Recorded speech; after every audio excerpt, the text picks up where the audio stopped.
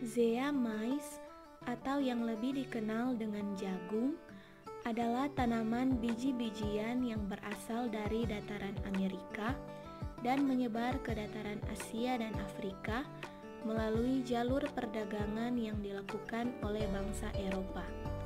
Di Indonesia, jagung menempati posisi kedua sebagai komoditi yang paling dibutuhkan setelah padi.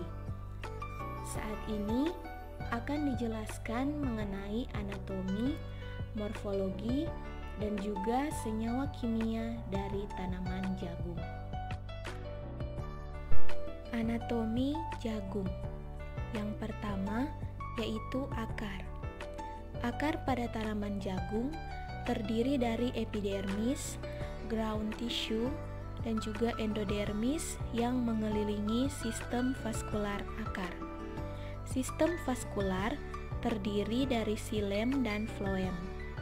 Epidermis tersusun atas sel-sel eliptik dan berhadapan dengan dua lapis hipodermis. Yang kedua, batang. Pada potongan melintang tanaman jagung terdapat jaringan epidermis, sklerenkim, parenkim, dan sistem vaskular. Yang ketiga, daun. Anatomi dari daun tanaman jagung adalah berkarakter sama dengan rerumputan yang hidup di daerah iklim sedang atau mesophytic grass. Jaringan paling luar disebut epidermis yang memiliki kutikula sehingga bersifat kasar. Pada tanaman monokotil seperti jagung, daun tidak memiliki jaringan palisade.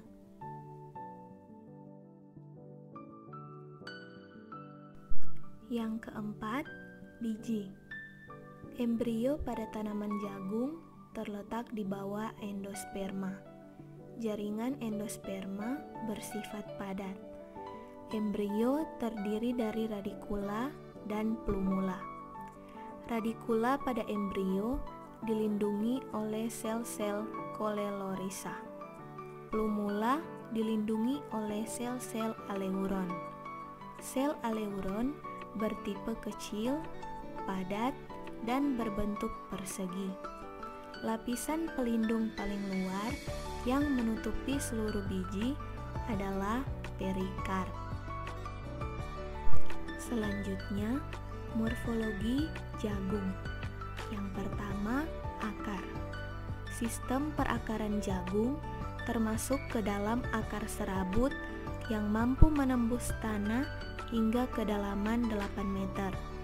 Namun pada umumnya, tanaman jagung di Indonesia hanya bisa mencapai kedalaman rata-rata 2 meter saja, tergantung dari varietas jagung yang ditanam.